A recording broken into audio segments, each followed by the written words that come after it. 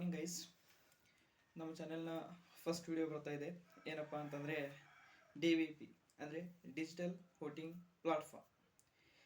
ಈ ರೀತಿ ಮಾಡೋದ್ರಿಂದ ಒಂದು ಆ್ಯಪ್ ಥ್ರೂ ವೋಟಿಂಗ್ಸ್ನ ಮಾಡೋದ್ರಿಂದ ಎಷ್ಟು ಲಾಭ ಇದೆ ಅಂತಂದರೆ, ಈಗ ಎಕ್ಸಾಂಪಲ್ಲು ನಾವು ಮೊದಲೆಲ್ಲ ಮಾರ್ಕೆಟಿಗೆ ಹೋಗಿ ಪರ್ಚೇಸಿಂಗ್ ಮಾಡ್ತೀವಿ, ಸಾಕಷ್ಟು ಟೈಮ್ ಸ್ಪೆಂಡ್ ಮಾಡ್ತೀವಿ, ಹೌದಾ?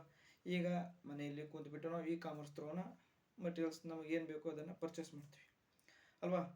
ಸೊ ಅದೇ ರೀತಿ ನಾವು ವೋಟಿಂಗ್ನ ಆ್ಯಪಿಂಗ್ ಥ್ರೂ ಮಾಡಿದರೆ ಏನು ಅಡ್ವಾಂಟೇಜಸ್ ಇರ್ಬೋದು, ಏನು ಡಿಸ್ಅಡ್ವಾಂಟೇಜಸ್ ಇರ್ಬೋದು, ಅದು ಯಾವ ಥರ ವರ್ಕ್ ಮಾಡುತ್ತೆ, ನಾವು ಎಂಥ ಅಪ್ಲಿಕೇಶನ್ಸ್ನ ಡೆವಲಪ್ ಮಾಡೋದು ನೀಡಿದೆ, ಅವಶ್ಯಕತೆ ಇದೆ ಅಂತಂದರೆ DVP ಅಂದರೆ ಡಿಜಿಟಲ್ ವೋಟಿಂಗ್ ಪ್ಲಾಟ್ಫಾರ್ಮ್. ಇದು ಒಂದು ಅಪ್ಲಿಕೇಶನ್ ಥರ ಇರಬೇಕು. ಯಾಕಿದ ಅವಶ್ಯಕತೆ ಬಿತ್ತು, ಯಾಕೆ ಮಾಡಬೇಕು ಅಂತಂದರೆ ಫ್ಯೂಚರಲ್ಲಿ ಇದರ ಅವಶ್ಯಕತೆ ಬಹಳಷ್ಟು ಆಗುತ್ತೆ. ಯಾಕಂದರೆ ಇಂಡಿಯಾ ಯಾವಾಗ ಡಿಜಿಟಲೀಕರಣಕ್ಕೆ ಸ್ಟಾರ್ಟ್ ಆಯಿತು ಆವಾಗಿಂತ ಭಾಳಷ್ಟು ಬದಲಾವಣೆಗಳನ್ನ ನೋಡಿದ್ದೀವಿ. ನಾವು ಮೊದಲೆಲ್ಲ ಹಣ ಕೈಯಲ್ಲಿ ಕ್ಯಾಶ್ ಕೊಟ್ಟು ನಾವು ವ್ಯವಹಾರ ಮಾಡ್ತೀವಿ, ಈಗ ಜಾಸ್ತಿ ಡಿಜಿಟಲ್ ಪೇಮೆಂಟ್ನ ಯೂಸ್ ಮಾಡ್ತೀವಿ ಅಲ್ವಾ? ಅದೇ ರೀತಿಯಾಗಿ ಈಗ ನಾವು ಡಿಜಿಟಲ್ ಯುಗದಲ್ಲಿ ಮುಂದೆ ಹೋಗ್ತಿರೋದ್ರಿಂದ ವೋಟಿಂಗ್ ಕೂಡ ನಾವು ಡಿಜಿಟಲಿ ಮಾಡುವಂಗೆ ಆಗಬೇಕು. ಈಗ ಎಕ್ಸಾಂಪಲ್ಲು, ನಾವು ಒಂದು ವೋಟ್ ಆಗಬೇಕಂದ್ರೆ ಏನು ಮಾಡಬೇಕು?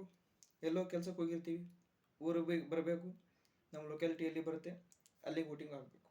ಎಸ್. ಸೆಕೆಂಡ್ ಪಾಯಿಂಟ್ ಬರೋದಾದರೆ, ನಮ್ಮ ದೇಶದಲ್ಲಿ ಪ್ರತಿ ಒಂದು ವರ್ಷದಲ್ಲಿ ಒಂದೊಂದು ಕಡೆ ವೋಟಿಂಗ್ ನಡೀತಾನೇ ಇರುತ್ತೆ. ಹಾಗಿದ್ದಾಗ ಎರಡನೇ ಪಾಯಿಂಟ್ ಏನಾಗುತ್ತೆ? ಸೇನಾ ಮೇಲೆ ಒತ್ತಡ ಜಾಸ್ತಿ ಇರುತ್ತೆ. ಪ್ರತಿ ವರ್ಷ ಒಂದೊಂದು ಪ್ರದೇಶದಲ್ಲಿ ಎಲೆಕ್ಷನ್ ಆಗ್ತಿರೋದ್ರಿಂದ ಕಂಟಿನ್ಯೂಸ್ ಆಗಿ ಸರ್ವಿಸಿಗೆ ಹೋಗಬೇಕಾಗುತ್ತೆ. ನೆಕ್ಸ್ಟ್ ಮೂರನೇ ಪಾಯಿಂಟ್ ಏನಪ್ಪ ಅಂದರೆ ಟ್ರಾನ್ಸ್ಪೋರ್ಟೇಷನ್ ಆ್ಯಂಡ್ ಗೌರ್ಮೆಂಟ್ ಎಂಪ್ಲಾಯ್ನ ಚುನಾವಣೆಗೆ ಬಳಸ್ಕೊಳ್ಳೋದಾಗಿರ್ಬೋದು. ಎಲೆಕ್ಷನ್ ಟೈಮಲ್ಲಿ ಅವರು ಊರೆಲ್ಲೋ ಇರ್ತಾರೆ, ಊರು ಬಿಟ್ಟು ಬಂದಿರ್ತಾರೆ, ಎಲೆಕ್ಷನ್ ಡ್ಯೂಟಿ ಮಾಡ್ತಾರೆ, ಮತ್ತು ವಾಪಸ್ ರಿಟರ್ನ್ ಹೋಗಬೇಕು. ಆ ಟೈಮಲ್ಲಿ ಟ್ರಾನ್ಸ್ಪೋರ್ಟ್ ಫೆಸಿಲಿಟಿ ಅಂದರೆ ಸರ್ಕಾರಿ ಬಸ್ಗಳಾಗಿರ್ಬೋದು, ಸರ್ಕಾರಿ ವೆಹಿಕಲ್ಸ್ ಜಾಸ್ತಿ ಅವ್ರಿಗೆ ರಿಸರ್ವ್ ಕೊಟ್ಟಿರ್ತಾರೆ. ಆ ಟೈಮಲ್ಲಿ ಸಾರ್ವಜನಿಕರಿಗೆ ತೊಂದರೆ, ಯಾಕೆ ಬಸ್ ಸಮಸ್ಯೆ ಕಡಿಮೆ ಇರೋಂಗಿಲ್ಲ, ಸೌಲಭ್ಯನೇ ಕಡಿಮೆ ಮಾಡ್ಕೊಂಡಿರ್ತಾರೆ ಅದರ ಮೇಲೆ. ಹಾಗಿದ್ದಾಗ ಇಷ್ಟೆಲ್ಲ ಸಮಸ್ಯೆ ಇರೋದ್ರಿಂದ ನಾವು ಇಷ್ಟೆಲ್ಲ ಮಾಡಿದ ಮೇಲೂ ಕೂಡ ನಮ್ಮ ವೋಟಿಂಗ್ ಪರ್ಸೆಂಟೇಜ್ ಎಷ್ಟಾಗಿರುತ್ತೆ? ಲಾಸ್ಟಿಗೆ ನೋಡಿದಾಗ 100% ಅಂದರೂ ಅಗೇನ್ ಇಷ್ಟೇ ಇಲ್ಲ. ಬಹಳ ಆದರೆ ಎಷ್ಟು? 65, 70, 75. ಯಾಕೆ? ನಮ್ಮ ಇಂಡಿಯಾದಲ್ಲಿ ರೀಸೆಂಟ್ಲಿ 24 ಎಲೆಕ್ಷನ್ ನೋಡಿದರೆ 90 ಕೋಟಿ ಜನ ಮತದಾನ ಮಾಡೋರು ಇದ್ದರು. ಬಟ್ ಅಷ್ಟು ಎಕ್ಸ್ಪೆಕ್ಟೆಡ್ ರಿಸಲ್ಟ್ ಬರಲಿಲ್ಲ. ಅದ್ರ ಹಿಂದಿನ ಎಲೆಕ್ಷನ್ದಲ್ಲಿ ಕೂಡ ಆಗಿರ್ಬೋದು, ಅವೆಲ್ಲ ಬರ್ತಾ ಇಲ್ಲ. ಯಾಕೆ ಬರ್ತಾ ಇಲ್ಲ ಅಂತಂದರೆ, ಮೊದಲನೇದು ಆಫೀಸಲ್ಲಿ ರಜೆ ಕೊಡೋದಿಲ್ಲ, ಎರಡನೇದು ಸ್ಟೂಡೆಂಟ್ಸು ಊರು ಬಿಟ್ಟು ಕಾಲೇಜ್ ಕಡೆ ಎಲ್ಲ ಹೋಗಿರ್ತಾರೆ, ಆ ಟೈಮಲ್ಲಿ ಎಕ್ಸಾಮ್ಸ್ ಎಲ್ಲ ಆ ಥರ ಎಲ್ಲ ಬರ್ತಿರುತ್ತೆ, ಸೊ ಬರೋಕ್ಕಾಗಲ್ಲ. ಹಾಗಿದ್ದಾಗ ಊರು ಬಿಟ್ಟು ಹೋದವರು ವೋಟಿಂಗೂ ಆಗಬೇಕು, ಬಟ್ ಅವ್ರು ಅದೇ ಇರೋ ಲೊಕ್ಯಾಲಿಟಿಯಿಂದನೇ ಆಗಬೇಕು. ನೆಕ್ಸ್ಟ್ ಇಲ್ಲಿರ್ತಕ್ಕಂಥಂದರೆ ಎಕ್ಸಾಕ್ಟ್ ಲೊಕ್ಯಾಲಿಟಿಯಲ್ಲಿರೋ ಜನ ಕೂಡ ವೋಟಿಂಗ್ ಆಗಬೇಕು. ಅಂದರೆ ಇದು ಯಾವಾಗ ಸಾಧ್ಯ ಅಂತಂದರೆ ಒಂದು ಅಪ್ಲಿಕೇಶನ್ಸ್ನ ಡೆವಲಪ್ ಮಾಡಿದಾಗ. ಅದು ಯಾವುದಾಗಿರಬೇಕು? ಡಿಜಿಟಲ್ ವೋಟಿಂಗ್ ಪ್ಲಾಟ್ಫಾರ್ಮ್ ಅನ್ನು ಜನ್ರೇಟ್ ಮಾಡೋದ್ರಿಂದ. ಅದರ ಥರ ಯಾವ ಥರ ಅದಕ್ಕೆ ಫೀಚರ್ಸ್ ಏನಿರಬೇಕಪ್ಪ ಅಂತಂದರೆ, ಒಂದನೇದ್ದು ಅದರಲ್ಲಿ district wise voting poll wise ಅಂದರೆ ಒಂದು ಕ್ಷೇತ್ರದ ವೈಸ್ ಇರಬೇಕು, ಜಿಲ್ಲಾವಾರು ನೋಡೋಕೆ ಆಪ್ಷನ್ ಇರಬೇಕು, ರಾಜ್ಯವಾರು, ನೆಕ್ಸ್ಟ್ ಟೋಟಲಿ ದೇಶದ್ದು, ಈ ಥರ ನೋಡೋಕೆ ನಮಗೆ ಅವೈಲೇಬಿಲಿಟಿ ಇರಬೇಕು, ಫಸ್ಟ್ ವಿಷಯ. ನೆಕ್ಸ್ಟ್ ಎರಡನೇದು ಅದರಲ್ಲಿ 2 ವೋಟಿಂಗ್ಗೆ ಆಪ್ಷನ್ ಇರಬೇಕು. ಆ 2 ವೋಟಿಂಗ್ ಆಪ್ಷನ್ ಯಾಕಪ್ಪ ಅಂತಂದರೆ, ರೀಸೆಂಟ್ಲಿ ನೀವೆಲ್ಲ ನೋಡಿದ್ದೀರಾ, ರಾಮನಾಥ್ ಕೋವಿಂದ್ ಅವರ ನೇತೃತ್ವದಲ್ಲಿ ಒನ್ ನೇಷನ್ ಒನ್ ಎಲೆಕ್ಷನ್ ಬಗ್ಗೆ ಡಿಸ್ಕಸ್ ಮಾಡೋಕ್ಕೆ ಒಂದು ಕಮಿಟಿನ ಫ್ರೇಮ್ ಮಾಡಿದ್ದು. ಆ ಕಮಿಟಿ ಕೂಡ ಏನು ಮಾಡಿದೆ? ಅದರ ಡಿಸಿಷನ್ಸ್ನು ಕೂಡ ಎಕ್ಸೆಪ್ಟ್ ಮಾಡಿದೆ. ಏನಂತಂದರೆ, ಒಂದು ದೇಶ ಒಂದು ಚುನಾವಣೆ ಸೂಕ್ತವಾಗಿದೆ ಅಂತ.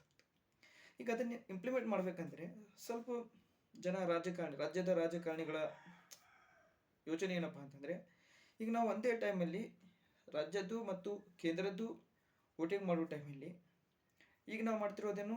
ಒಂದೇ ವೋಟಿಂಗ್. ಸೊ ಆ ಟೈಮಲ್ಲಿ ಎರಡು ಸೇರಿಸ್ಬಿಟ್ಟು ಒಂದೇ ವೋಟಿಂಗ್ ಕೊಟ್ಬಿಟ್ರೆ ರಾಜ್ಯದ ಅಭಿವೃದ್ಧಿ ಕಡೆಗೆ ಕೇಂದ್ರ ಜಾಸ್ತಿ ಒತ್ತು ಕೊಡೋಕ್ಕಾಗಲ್ಲ. ಅವಾಗ ಇನ್ ಕೇಸ್ ಸೆಂಟ್ರಲ್ಲಿ ವೋಟ್ ಜಾಸ್ತಿ ಬಿತ್ತಂದರೆ ಸ್ಟೇಟಲ್ಲಿ ಕೂಡ ಸೆಂಟ್ರಲ್ ಗೌರ್ಮೆಂಟದ್ದೇ ಪಕ್ಷದ್ದೇ ವೋಟಿಂಗ್ ಆಡಳಿತ ಇರುತ್ತೆ ಅನ್ನೋದು ಜನರ ನಂಬಿಕೆ.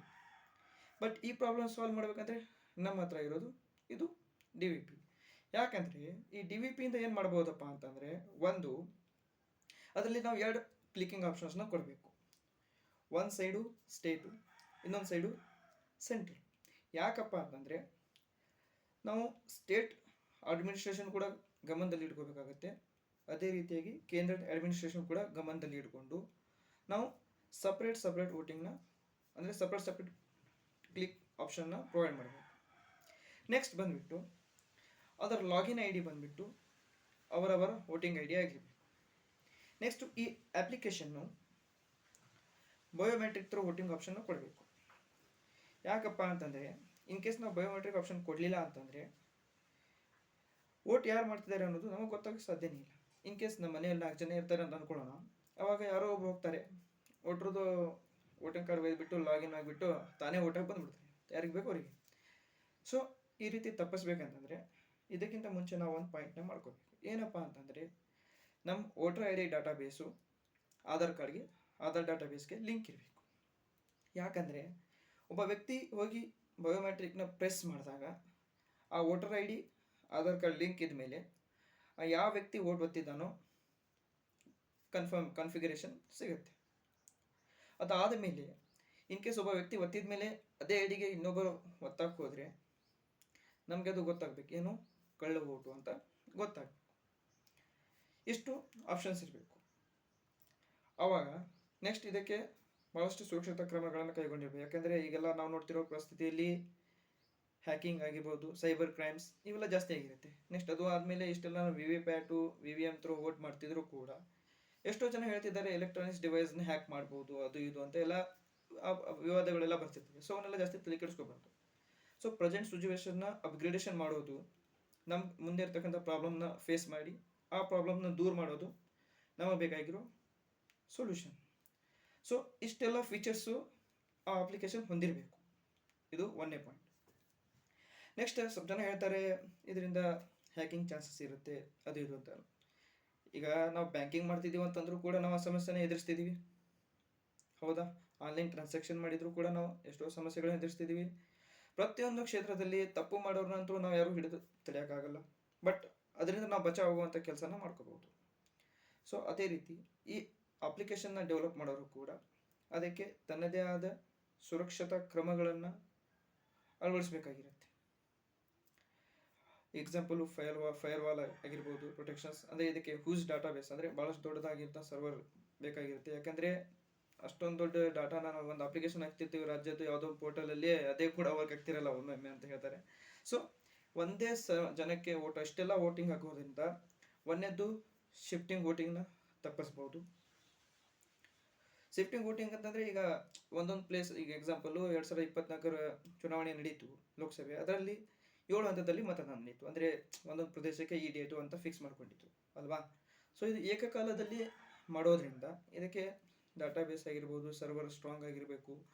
ಸೊ ಕೆಲವೊಂದಿಷ್ಟು ತಾಂತ್ರಿಕ ಆಯೋಜನೆಗಳು ಅಥವಾ ನಮಗೆ ಬೇಕಾಗಿರೋಂಥ ಪರಿಸ್ಥಿತಿಗಳನ್ನು ಬರುವಂಥ ಸಿಚುವೇಶನ್ಸ್ನ ಎದುರಿಸಬೇಕಲ್ಲ. ಸೊ ಅವಕ್ಕೆಲ್ಲ ಬೇಕಾಗಿರೋದೆಲ್ಲ ಸುರಕ್ಷತಾ ಕ್ರಮಗಳನ್ನು ಕೈಗೊಂಡು ವೋಟಿಂಗ್ನ ಆನ್ಲೈನ್ ಕ್ರಮದಲ್ಲಿ ಮಾಡೋದ್ರಿಂದ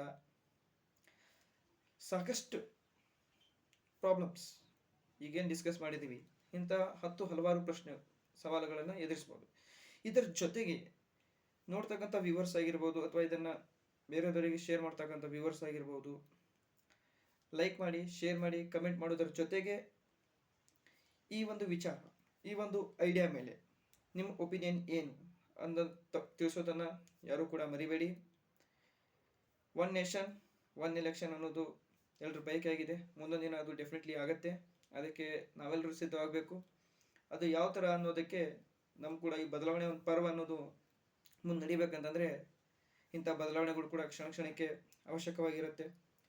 ಸೊ ಎಲ್ಲರೂ ಇಂಥ ಐಡಿಯಾಲಜಿನ ಬಳಸ್ಕೋತೀರಾ ಅಥವಾ ಇಂಥ ಐಡಿಯಾಲಜಿನ ಮುಂದುವರೆಸ್ತೀರಾ, ಎಲ್ಲರಿಗೂ ತಿಳಿಸುವಾಗೆ ಮುಂದೆ ಫಾರ್ವರ್ಡ್ ಮಾಡ್ತೀರಾ ಅಂತ ಭರವಸೆಯೊಂದಿಗೆ ಈ ವಿಡಿಯೋನ ಇಲ್ಲೇ ಎಂಡ್ ಮಾಡ್ತಾ ಇದ್ದೀನಿ. Thank you.